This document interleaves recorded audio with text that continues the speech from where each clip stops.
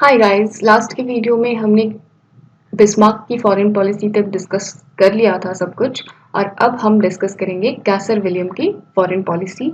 जब बिस्मार्क का जो टेन्योर था वो एंड हो जाता है और यू कैन से कि बिस्मार्क जब चला जाता है तो उसकी जगह पर जो डिफैक्टो अथॉरिटी आता है जर्मनी में, वो कौन होता है? कैसर विलियम। ठीक है, कैसर विलियम टू है ये वैसे। ठीक है, तो इसको आप कुछ लोग इसको विलियम भी लिखते हैं। तो this is the like the short spelling, तो you can choose up to you. Okay, so सबसे पहले कैसर विलियम के टाइम पर जो सबसे बड़ा जो इवेंट होता है दैट इज मोरक्कन क्राइसिस। तो ये मोरक्कन क्राइसिस क्या है ये हमारे लिए समझना बहुत ज़्यादा ज़रूरी है। Okay, so what happened on the Moroccan crisis day. तो ये एक्चुअली 1905 के समय में हुआ था और कैसर विलियम जो कि जर्मनी का राजा है इस टाइम पे, वो टैंजियर्स में आता है। देखिए आप आगे मैप में देख लेंगे कि टैंजियर्स कहाँ पे, ये यहाँ पे आपका मैप है मोरक्को का। इसके जो पिन पॉइंट पे आपके यहाँ पे टैंजियर की लोकेशन है। ठीक है, तो वो यहाँ पे टैंजियर्स में he arrives at Tangiers and what he does is that कि टैंजियर्स में आकर के ही declares or you can say that कि he says that I support the Sultan of Morocco। अब सुल्तान ऑफ मोरक्को को सपोर्ट किया तो क्या गलत किया आप ये पूछेंगे, लेकिन उस टाइम पे मोरक्को जो है एक प्रोटेक्टरेट था और यू कैन से कि एक जो है कॉलोनी हुआ करता था किसका? फ्रांस का। तो ही सेज कैसर विलियम कि जो है मैं मोरक्कन क्राइसिस जो है मोरक्को में जो राजा है वो मैं सुल्तान के साथ जो भी राजा के लेवल की जो ट्रीटीज वगैरह होती हैं या जो भी अंडरस्टैंडिंग होती है और एमओयूज होते हैं, I sign it with the Sultan of Morocco rather than French authority.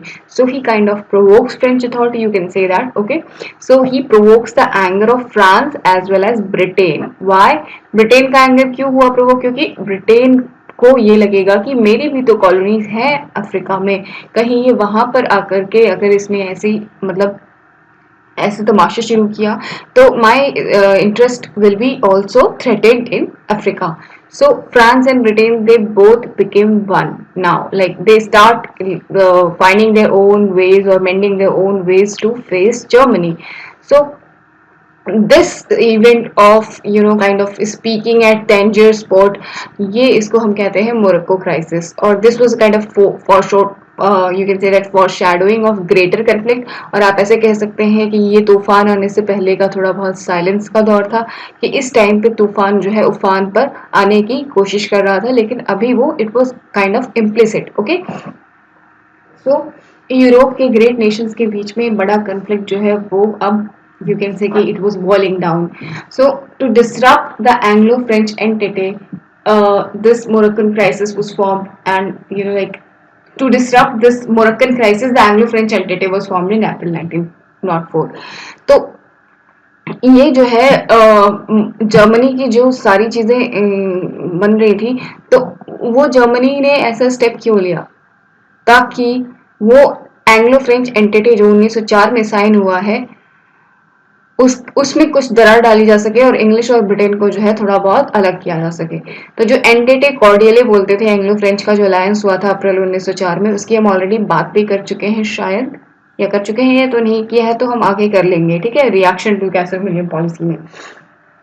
तो this entente cordiale, it was known as entente cordiale, and it was originally intended not as an alliance against Germany but as a settlement of long standing imperialist rivalry between Britain and France in North Africa। तो ये entente cordiale जब sign हुआ था Britain और France के बीच में, तो कैसर William को लगा कि ये जर्मनी के अगेंस्ट आपस में अलाई कर रहे हैं, बट लिटरली ऐसा नहीं था। जो entente cordiale ब्रिटेन और फ्रांस ने आपस में साइन किया था, उनका मोटिव ये था कि जो अफ्रीका में जो कॉलोनीज हैं उनको लेकर के ब्रिटेन और फ्रांस के बीच में जो कॉन्फ्लिक्ट हो रहा है उसको थोड़ा साइलेंस किया जा सके, उसको थोड़ा जो है कंट्रोल किया जा सके, इसीलिए उन्होंने आपस में समझौता साइन किया था। लेकिन जर्मनी ने इस चीज को कह सकते हैं कि मिसअंडरस्टैंड किया। It can be a hindsight view as well, right? So Germany had kind of misunderstood this और इसीलिए जो है मोरक्को में जाकर के फ्रांस को प्रोवोक करने की कोशिश की गई कैसर विलियम द्वारा। ठीक है, तो ये जो आपके एंटिटी कॉर्डियले था, इसके टर्म्स के अनुसार जो ब्रिटेन है वो अपना इंटरेस्ट इजिप्ट में परस्यू करेगा क्योंकि इजिप्ट जो है ब्रिटिश कॉलोनी है, और जो फ्रांस है it is free to expand westward from Algeria into Morocco. तो अल्जीरिया मोरक्को में जो है फ्रांस को अथॉरिटी दी गई, तो इन दोनों ने आपस में जो अपना इंटैंगलमेंट हो रहा था उसको दूर करने के लिए ये किया था। और मोरक्को वाज, यू कैन से, the last territory that has remained independent, और इसीलिए जो है मोरक्को को फ्रांस ने फाइनली ऑक्यूपाई कर लिया, और अफ्रीका में अब कोई भी टेरिटरी ऐसी नहीं बची थी जो किसी पावर की कॉलोनी ना हो। ठीक है, लेट मी ड्रिंक वाटर।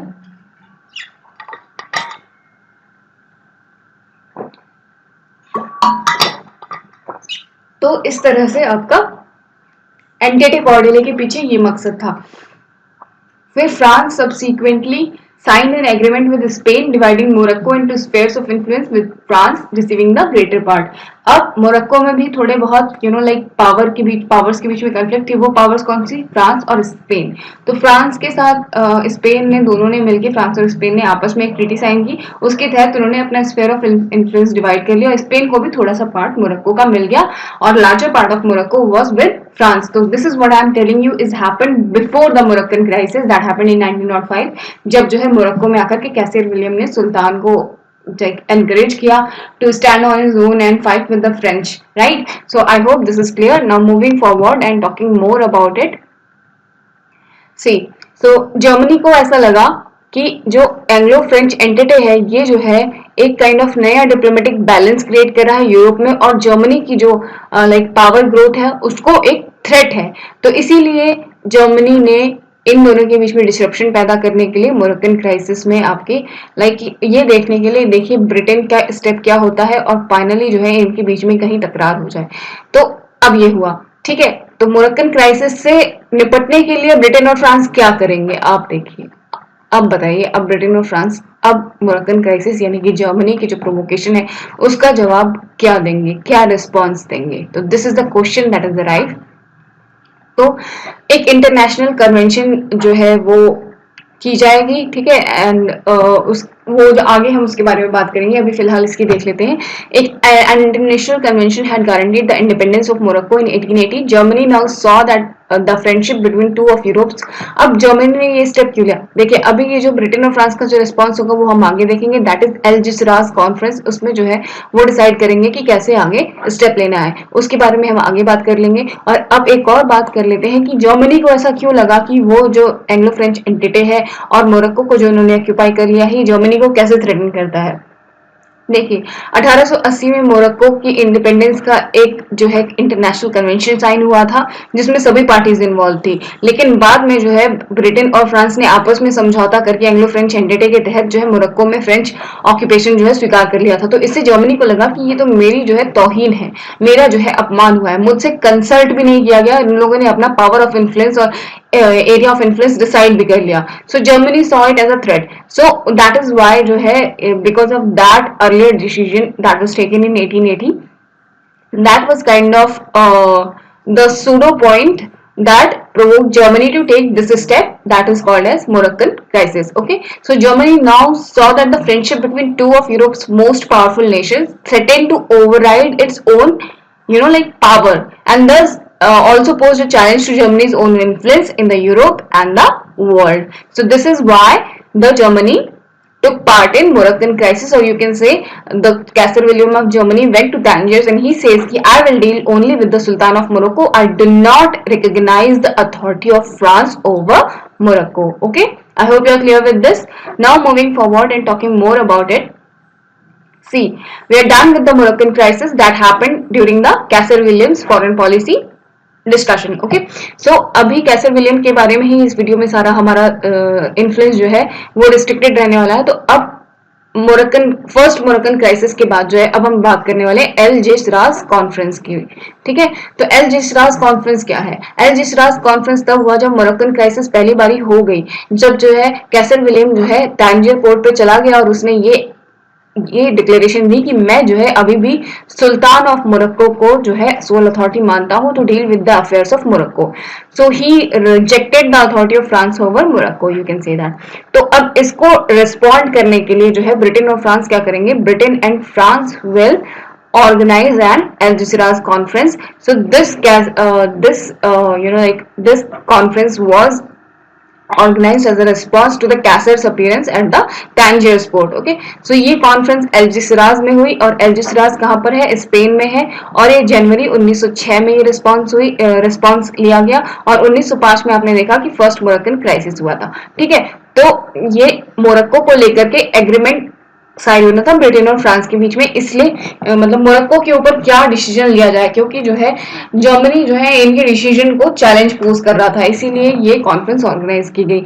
अब ये रिजल्टिंग कन्वेंशन में डिसाइड क्या हुआ, it awarded France a controlling interest in Moroccan affairs.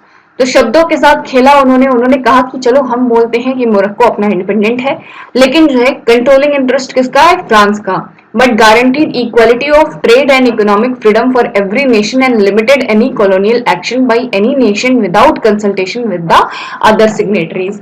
तो बस शब्दों के साथ खिलवाड़ किया गया और ये बोला गया कि देखो भाई कॉलोनी नहीं है, बस फ्रांस का इन्फ्लुएंस है वहां पे मोरक्कन अफेयर्स पे, और जो ट्रेड है, ट्रेड पे फ्रांस की मोनोपोली नहीं है, उसमें बाकी सारे नेशंस भी पार्ट ले सकते हैं और कोई भी ट्रेड को लेकर के ऐसा कोई डिसीजन नहीं लिया जाएगा जो सिग्नेटरी से पूछा नहीं जाता है। Okay, so that is why how they just kind of mend their own way to control authority over Moroccan affairs. So this is what was the response to the first Moroccan crisis जब कैसर William आपके टैंजर port पे जाता है। ठीक है, अब देखते हैं कि एल्जिसराज कॉन्फ्रेंस होने के बाद आपको क्या लगता है कि जो जर्मनी है वो चुप बैठेगा।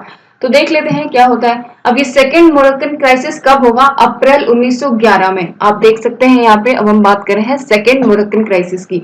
सेकेंड मोरक्कन क्राइसिस फ्लेयर्ड इन अप्रैल 1911 जब जो है फ्रांस ने अपनी ट्रूप्स भेज दी मतलब मोरक्को में, जब फ्रांस ने अपनी ट्रूप्स भेज दी। ठीक है, और फ्रांस ने बोला कि हम जो है अपनी ट्रूप्स इसलिए भेज रहे हैं कि हम जो सुल्तान है मोरक्को का उसको प्रोटेक्ट कर सके राइट्स के अगेंस्ट, जो कि फेज में यानी कि मोरक्को के एक हिस्से में हो रही है।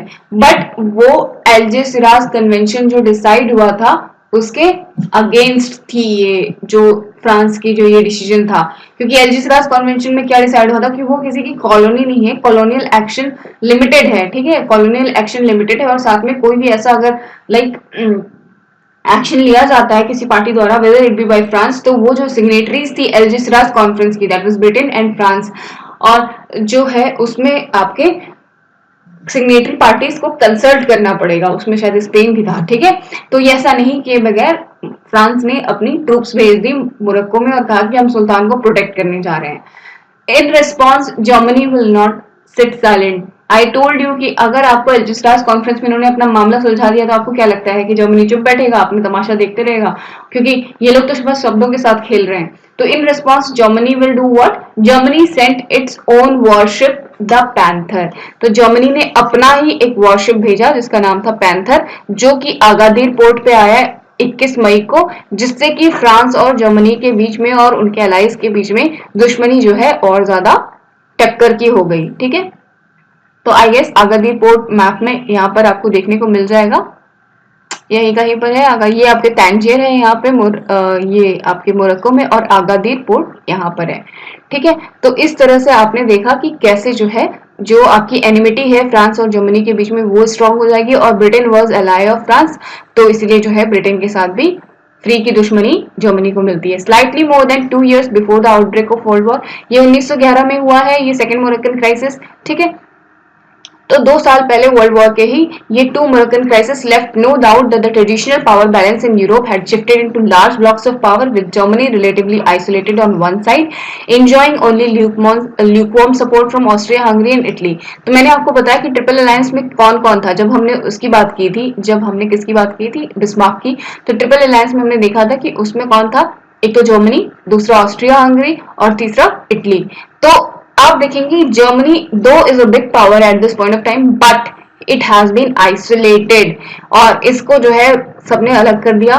ब्रिटेन, फ्रांस और रशिया जो है एक साइड पर थे, these were the big powers, and जो ऑस्ट्रिया हंगरी और इटली का सपोर्ट था, आप देखेंगे कि ये ल्यूकवार्म सपोर्ट था, इन एसेंस सपोर्ट नहीं था। इटली तो 1915 में जो है ब्रिटेन फ्रांस की साइड पर चला जाएगा, और ऑस्ट्रिया हंगरी का बिल्कुल ल्यूकवार्म सपोर्ट था, इतना खासा सपोर्ट नहीं मिला, और जो है इसीलिए जो है फर्स्ट वर्ल्ड वॉर में जर्मनी की बुरी तरह हार होगी। तो आप देख रहे हैं कि यहाँ से पूरा ब्रू अप हो रही है कॉफी की, जो ऊपर की जो आपकी like you know like the fuming is happening and अब जो है वर्ल्ड वॉर के लिए पूरी ग्रेवी जो है वो तैयार हो गई है। तो this was the second Moroccan crisis और ये जो है आपकी कैसर विलियम की फॉरेन पॉलिसी के अंदर हम डिस्कस कर रहे हैं। ठीक है, अब मैप में देख लीजिए, ये आपके तांजिर है, दिस इज अगादीर। ओके, अब आगे बढ़ते हैं और ये और मैप देख लीजिए आप, ये अल्जेसिराज है स्पेन में, जहाँ पे अल्जेसिराज कॉन्फ्रेंस हुई, ये आपका स्पेन दिख रहा है और यहाँ पे आपका पुर्तगाल है। Now you can see it more clearly. ठीक है, यहाँ पे जो बे ऑफ जिब्राल्टार है और ये जिब्राल्टार स्ट्रेट है जो कि आपके मोरक्को और स्पेन के बीच में मतलब एक कनेक्टिंग स्टेट की तरह काम करता है। So this is, you can relate with the mapping. Okay, so this is one more map. This shows the Algeciras between Spain and Morocco, and somewhere down here is Strait of Gibraltar. Okay, I hope you're clear. And ये अब आगे हम बात करेंगे कि अभी ये और हाँ, ये अब हमने कैसर विलियम की पॉलिसी डिस्कस कर रहे हैं ना, तो कैसर विलियम ने क्या क्या किया, हमने कुछ कुछ चीजें देख ली। हमने देख लिया फर्स्ट मोरक्कन क्राइसिस देख ली। ठीक है, वो जब तांजिर पोर्ट पे जाता है बोलते मैं सुल्तान को सपोर्ट करता हूँ। और फर्स्ट मोरक्कन क्राइसिस के बाद क्या होता है, अल्जेसिराज कॉन्फ्रेंस होती है जो स्पेन में होगी, ब्रिटेन फ्रांस करेंगे। ठीक है, वो हमने देख लिया। और अल्जेसिराज कॉन्फ्रेंस के बाद वापस सेकेंड मोरक्कन क्राइसिस होती है जब जो है वो अपनी आर्मी भेजता है फ्रांस मोरक्को में। तो आगादीर पोर्ट पे जर्मनी भी अपनी लाइक वॉरशिप भेज देता है जिसका नाम होता है पैंथर। और ये सब जो है देखिए बिस्मार्क के टाइम पर जो चीजें पॉलिसी साइन हो रही थी उसका बिल्कुल उलट हो रहा है। वो अपनी सारी पॉलिसी जो है कैसर विलियम ने जर्मनी की सारी फॉरेन पॉलिसी को आप कह सकते हैं कि रिवर्स कर दिया है। पहले जो बिस्मार्क था तो बिस्मार्क जो है डिप्लोमेसी का काम लेता था और डिप्लोमेसी के थ्रू जो है सबसे बना कर रखता था, लेकिन Kaiser William was like I am the power, I am the authority, I am going to make Germany rise again, and that kind of mindset he came and he just like messes up things, and he is doing everything that is provoking Britain and France. You see, he construct a Kiel canal between Germany and Denmark here. Okay, so this also provoked Britain, you can say, because when Bismarck was there he said कि हम जो है नवल अपनी जो strength है वो optimal रखेंगे, आपसे compete नहीं करेंगे। और कैसर विलियम ने क्या कहा था कि हम आपकी कॉलोनीज में इंटरफेयर नहीं करेंगे, हमारा जो भी प्रभुत्व रहेगा वो हमारा यूरोप में रहेगा। लेकिन यहाँ पे आप देख रहे हैं कि कैसर विलियम टू जो है वो क्या कर रहा है, वो आपके अफ्रीकन कॉलोनीज में इंटरफेयर कर रहा है ब्रिटेन फ्रांस के। So this all is acting as a like pushing ingredient to Britain and France to like provoke them against Germany. Okay, so you can say that कि war is now kind of inevitable. और Baghdad railway line की भी उसने बात बोली कि मैं Berlin से बगदाद तक जो है कनेक्ट करूंगा रेलवे लाइन और ऑयल के पीछे। ठीक है, तो अब इससे क्या होगा कि जर्मनी जो है मिडिल ईस्ट में घुसने की कोशिश कर रहा है, तो इससे ब्रिटेन फ्रांस को लगेगा कि हमारा जो स्फीयर ऑफ इन्फ्लुएंस है मिडिल ईस्ट में ये उसको टक्कर देने की कोशिश कर रहा है।